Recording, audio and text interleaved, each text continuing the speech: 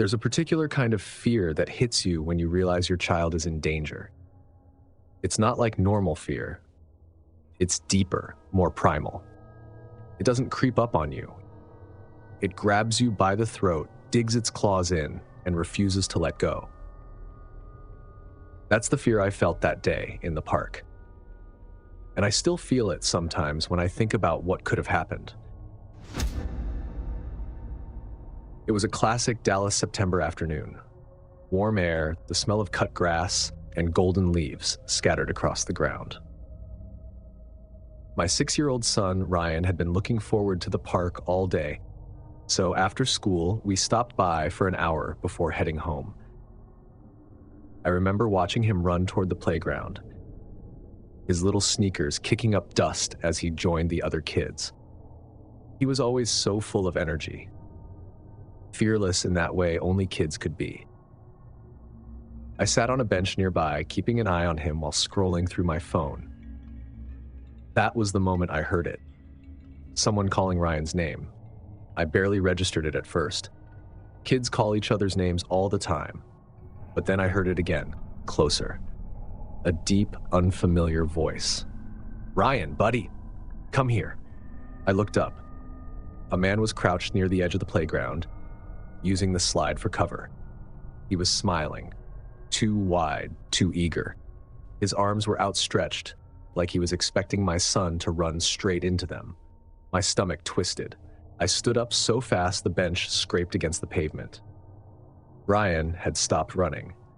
He was staring at the man, one foot slightly raised, like he was deciding whether to go to him.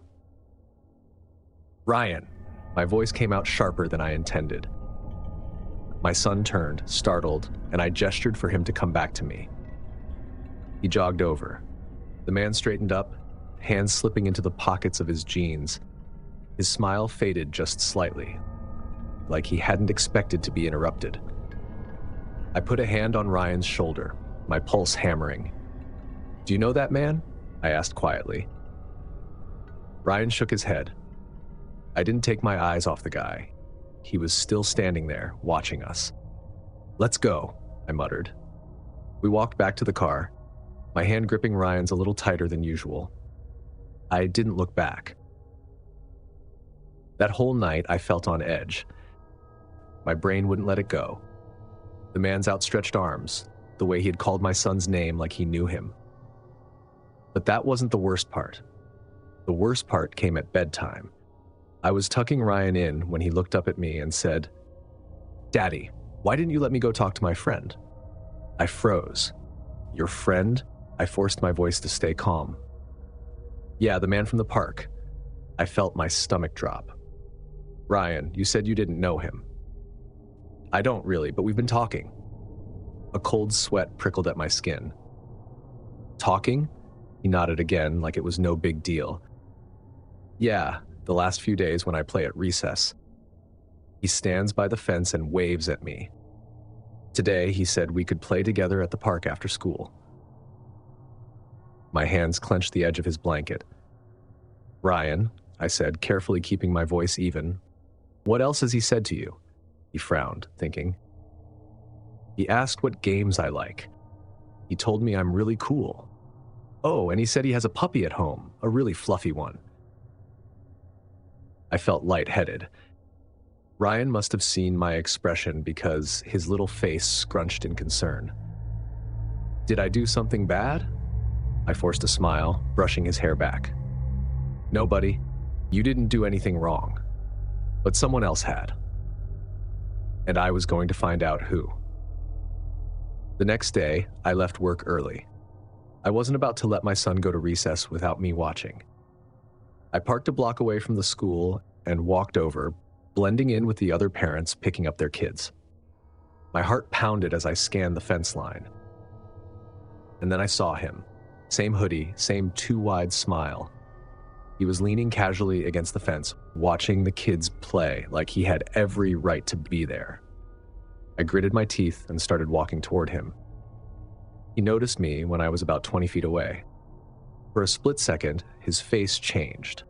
Then he straightened up and smirked like we were old friends. "Hey there," he said as I got closer. "Something wrong?" I stopped just short of him, my fists clenched. "Yeah," I said. "Why the hell are you talking to my son?" His smirk widened. "I just like kids. Nothing wrong with that, is there?" I fought the urge to punch him. "You stay the hell away from him." He shrugged. "He's the one who talks to me." That set me off. I grabbed the front of his hoodie and slammed him against the fence. "Listen to me," I growled.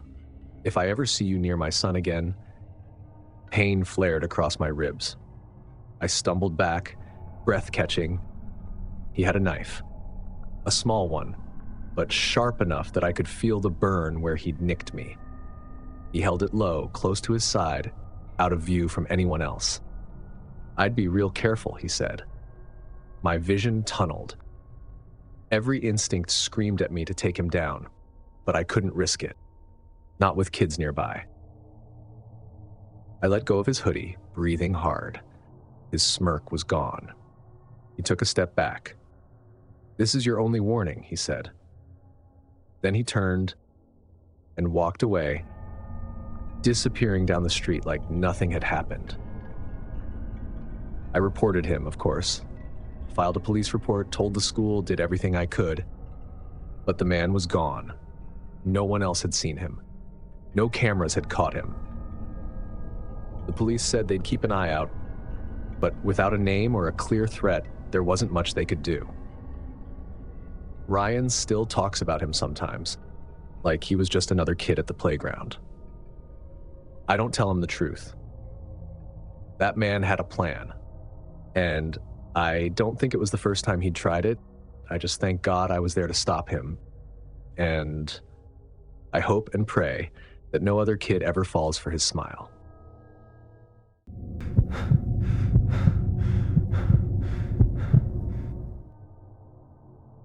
Being a mother means plenty of sleepless nights. Kids have nightmares. They see shadows. They wake up crying for no reason. You learn to soothe them, tuck them back in, and convince yourself that their fears are nothing more than an overactive imagination. That's exactly what I thought was happening when my 5-year-old daughter, Olivia, started talking about the man in her room. I didn't pay it much attention at first. Children invent imaginary friends all the time. It's part of how they make sense of the world. But Olivia wasn't talking about a friend. She was scared. And by the time I realized she had every reason to be, it was too late. The first thing was barely anything. I was tucking her in one night, smoothing out the covers when she suddenly grabbed my wrist. "Mommy," she whispered, "can you tell the man to go away?" I looked around, feeling confused. The glow from the nightlight made the shadows shift, but nothing stood out. "What man, sweetheart?" Olivia's little finger pointed toward her closet. "He stands there," she said. "Honey, there's no man in your room. Maybe you had a dream?" She shook her head. "No, he's real." I looked at the closet. The door was shut, just like always. I knew checking would make her feel better, so I walked over, pulled the door open, and showed her there was nothing inside but her tiny dresses and stuffed animals. "See?" I said. "No man, just clothes and toys."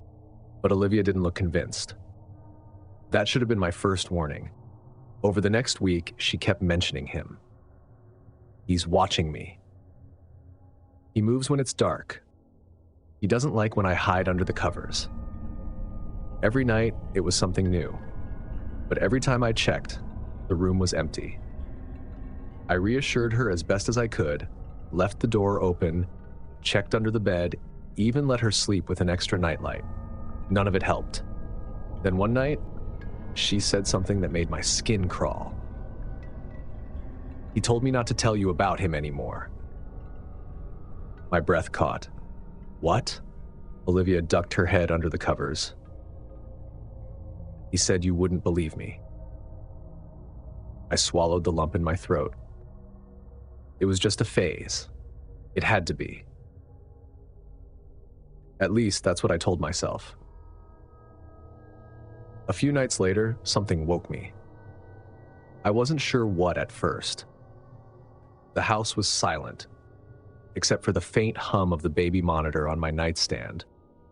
I looked at the clock, 3:12 a.m. I was about to roll over when I heard it, a floorboard creaking.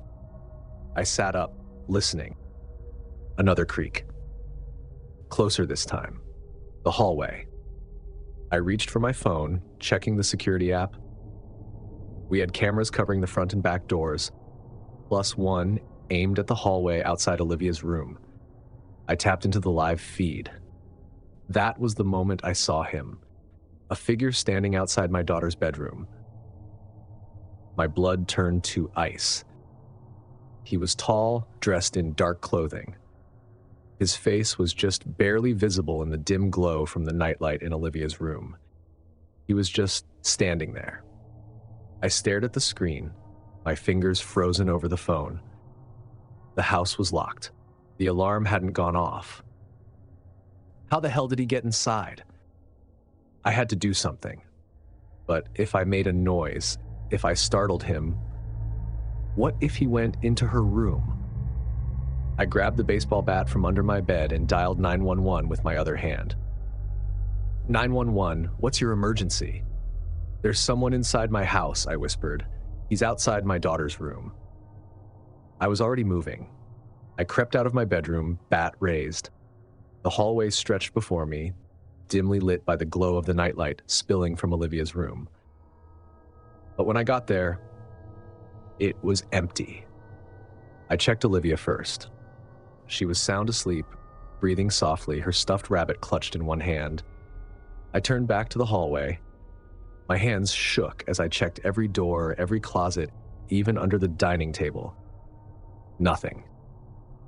By the time the police arrived, I had already checked the locks twice. They did a full sweep of the house. No signs of forced entry. Nothing missing. But when I showed them the security footage, their whole vibe changed. One officer turned to me, voice tight. "You said the alarm never went off?" "Yeah, it was set all night." He looked at his partner. "There's no sign of him coming in." "What does that mean?" The officer hesitated, like he wanted to say something but held back. "It means whoever he was." He gestured toward the hallway on the screen. "He was already inside the house before you locked up for the night." I don't remember much after that. The police checked everything: attic, basement, crawl spaces. No sign of him. But I couldn't stay there. I packed up Olivia and left that night, crashing at my parents' place. The next day, I had every lock changed, even got a motion detector alarm installed in the hallway. Olivia never mentioned the man again. But every night for weeks, I checked the security footage at 3 a.m. I never saw him again. And that should have made me feel safe. But it didn't. Because now, I always wonder. Had he been in our house before that night? Had he been watching us? Had he been inside Olivia's room before? And worst of all, what if he was still there? Hiding, waiting for me to stop looking.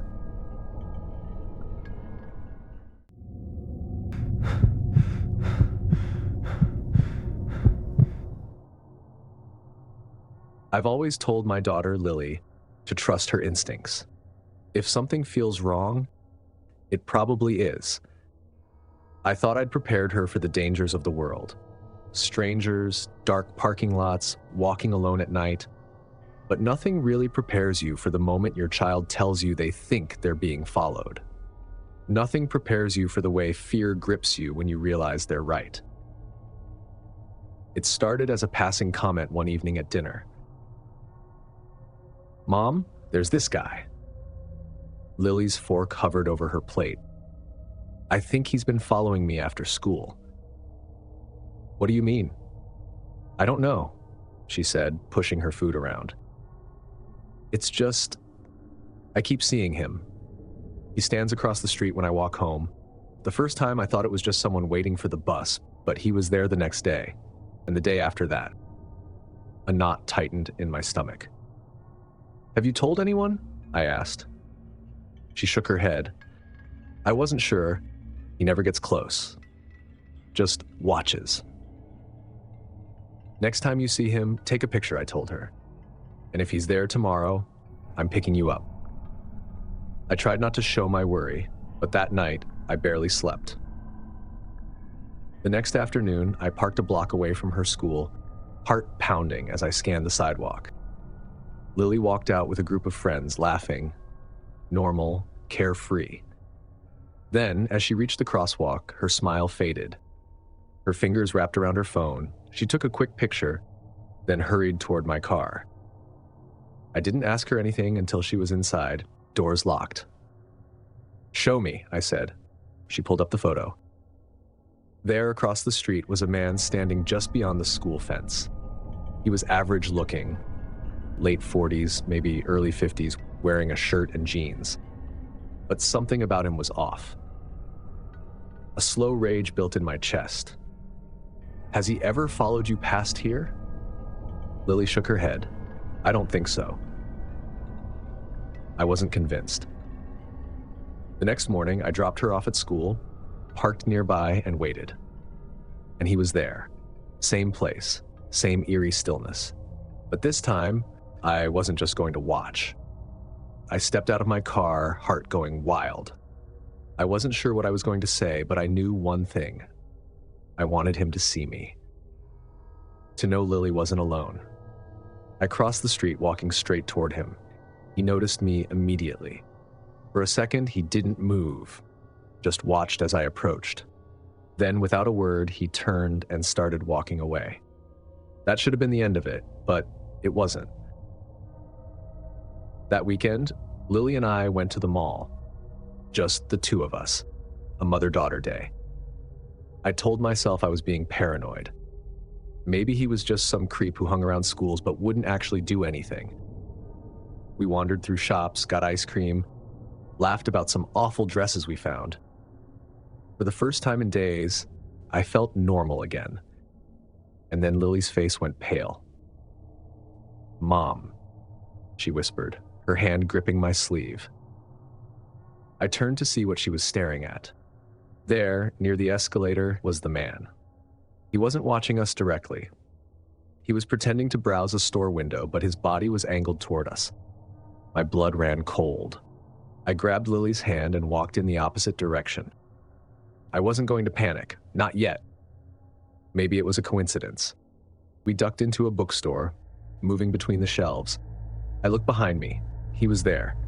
Not right behind us, but close, too close. My hands started shaking as I pulled out my phone. I snapped a picture, then did something stupid. I turned around and faced him. His reaction was immediate. He smiled, a slow, knowing smile, like he had been expecting this. I grabbed Lily's arm. "We're leaving." We made our way to the mall security office. I showed them the picture, told them everything. "He's been following my daughter," I said, my voice shaking, "for over a week." The guard picked up a walkie-talkie. "We'll check the cameras. Where did you last see him?" I turned. He was gone. That night, I kept checking the locks, the windows. Lily's room was across the hall from mine. I left my door open, listening for anything unusual. At 2:47 a.m., my phone buzzed. A direct message from an unknown profile. "Nice seeing you today." I felt like I couldn't breathe. My hands trembled as I called the police. They took it seriously for once. An officer came to our house, took a report, told me they'd monitor the area. But he also said what I already knew. Without proof he had threatened us, there wasn't much they could do. The best advice? Change our routines. Stay in public places. Be aware. That wasn't enough for me. The next day, I pulled Lily out of school and kept her home. I called my brother, who lived 2 hours away, and told him everything. "Pack a bag," he said. "Come stay with us for a while." We left that afternoon. As I backed out of our driveway, I checked the rearview mirror. A car was parked down the street. A man sat inside, watching. I didn't stop driving. We stayed with my brother for 2 weeks. In that time, I got the locks changed at home. I installed security cameras. I contacted Lily's school and made sure staff knew to report anything unusual. And the man, he vanished. No more sightings, no more messages. But the fear didn't go away. Even now, months later, I keep telling myself it's in the past, but my body doesn't believe it. I still check behind me, because I still don't know if he's waiting for us.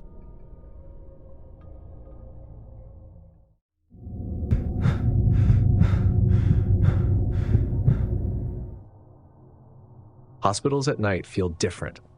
The halls feel longer, the lights buzz louder, and every little noise, every cough, every shifting curtain feels more intrusive. You learn to tune it out after a while, but sometimes things happen that remind you why people find hospitals unsettling. My name is James. I've been a nurse for nearly a decade, and I can tell you, I've seen some bizarre stuff. Patients talking to people who weren't there, monitors flatlining only for the patient to jolt awake seconds later. But this was different. This was something I still can't explain. It was late October 2020. I was working the night shift at St. Vincent's, a mid-sized hospital in Indianapolis. The usual overnight routine, checking vitals, making sure medications were on schedule, charting notes in the dim glow of the station monitors. It was one of those nights where nothing particularly exciting was happening, which in a hospital is a good thing. Around 3 a.m., I grabbed my tablet and started making rounds. The air had that stale, sanitized scent that I barely noticed anymore, and the halls were quiet, aside from a monitor beeping here and there, and the muffled sound of a TV from one of the patient rooms. Room 308 was next.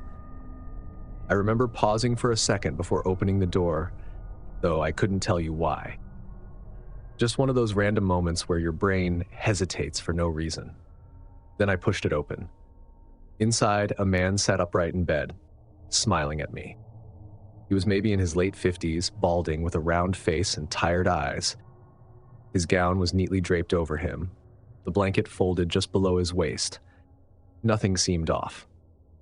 "Good evening, sir," I said, keeping my voice low so I wouldn't disturb any sleeping patients nearby. "Just doing a quick check-in. How are you feeling?" His smile never wavered. "Much better, thank you." His voice was soft but clear. I looked at the monitor beside his bed. Normal vitals. "Any pain?" I asked. "No, I'm quite comfortable." I nodded, noting it down on my tablet. "That's good. You need anything?" He shook his head. "No, but I appreciate you checking on me." The way he spoke struck me as rehearsed. Not robotic, not forced, but just a little too smooth. But I was tired, and at the time I chalked it up to my brain looking for patterns where there weren't any. I told him to get some rest, pulled the door shut behind me, and moved on. About 10 minutes later, I was back at the nurse's station when Helen, our head nurse, came over. "Hey, did you just check in on 308? I looked up from my charting. "Yeah, just now. Why?" She gave me a skeptical look. "Are you sure?" I frowned. "Yeah. Older guy, bald, round face. Seemed fine." Helen looked at me for a long moment before shaking her head. 308's been empty for 3 days. I let out a small laugh. "No, it hasn't. I was just in there." She didn't laugh back. "James," she said, lowering her voice, "there's no one in that room." I stared at her, my pulse kicking up a notch. "Come on," she said, motioning for me to follow. I did. We walked down the dim hallway, the walls lined with closed doors and the fluorescent lights. When we reached room 308, Helen pushed the door open. The bed was empty. Not just empty, untouched. The blankets were smooth, the monitor was off, and the whole room had that vacant, sterile feel like it had been cleaned recently. There were no signs that anyone had been in there at all. My mouth suddenly went dry. "There's no patient assigned here," Helen said, flipping through her clipboard. "Hasn't been since Mr. Gallagher was discharged 3 days ago." I stepped into the room, feeling a tightness in my chest. The air felt colder than it had before. "I talked to him," I murmured, more to myself than to Helen. "I checked his vitals. He answered me." Helen sighed. "You've been up too long. Maybe you walked into the wrong room." "I didn't," I said quickly, shaking my head.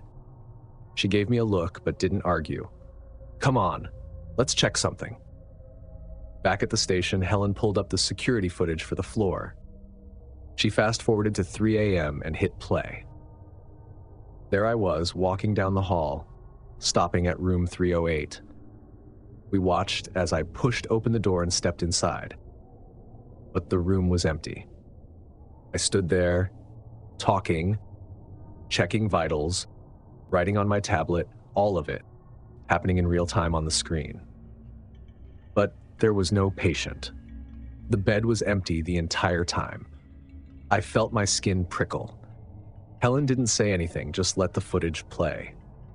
After about a minute, I nodded to nothing, said something, and walked out, closing the door behind me. "See?" she said. I cleared my throat, trying not to let my nerves show. "Rewind it." She did. We watched again. Same thing. I entered, checked vitals, had a full conversation with no one. I gripped the edge of the desk. My hands were cold. Helen sighed. "Look, it's been a long shift." I know what I saw. She didn't argue, but she didn't agree either. Finally, she looked around, then lowered her voice. "A couple of us have noticed things on this floor at night." I turned to her. "Like what?" She shifted uncomfortably, then shook her head. "Just weird feelings, like we're not alone." I waited, but she didn't elaborate. "I'm logging this," I said finally. I talked to someone in that room. Helen didn't stop me. I wrote up my report, detailing everything that had happened. No one followed up, no one asked for more information. And a few nights later, room 308 had a new patient. An elderly woman recovering from surgery. I checked in on her, expecting something to feel off, but nothing did. She was just a regular patient in a regular hospital room. But I haven't forgotten that night. The man, the way he spoke, so calmly, so smoothly, like he'd been waiting for me. I don't know who or what I saw in room 308 that night, but I do know one thing. Hospitals are full of people.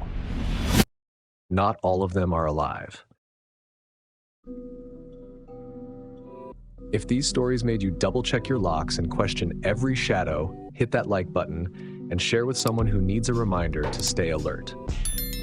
Don't forget to subscribe and turn on notifications so you never miss another terrifying tale. Have you ever experienced something that still gives you chills?